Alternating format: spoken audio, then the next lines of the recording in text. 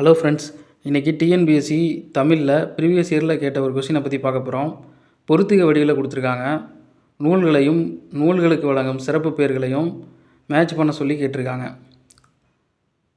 சிலப்பதிகாரத்தை நம்ம குடிமகள் காப்பியம்னு அழைப்போம். ஏன் இப்படி அழைப்போம்னு பார்த்தீங்கன்னா, கோவலன் கண்ணகியோட வரலாற்றை கூறுவதால் அது குடிமகள் காப்பியம் என்று அழைக்கப்படுகிறது. சிலப்பதிகாரத்தை இயற்றியவர் இளங்கோவடிகள். மணிமேகலை நூலை நம்ம சீர்திருத்த காப்பியம் அப்படின்னு அழைப்போம். ஏன்னா கோவலன் மாதவிக்கும் பிறந்த மகளான மணிமேகலை பௌத்த மதத்தை புறவு கொண்டு எவ்வாறு அறவாழ்வு வாழ்ந்தார் என்பதை மணிமேகலை நூல் விளக்குகிறது. இந்நூலை இயற்றியவர் கூலவணியன் சீத்தலை சாத்தனார் ஆவார். சீவக சிந்தாமணி நூல் வர்ணனை காப்பியம் என்று அழைக்கப்படுகிறது. இது சீவகனினுடைய காதல், கொடை, வீரம் முதலியவற்றை வர்ணனையோடு கூறுவதால் இப்பெயர் பெற்றது. இந்நூலை இயற்றியவர் திருத்தக்க தேவர் ஆவார். குண்டலகேசி நூல் சொற்போர் காப்பியம் என்று அழைக்கப்படுகிறது.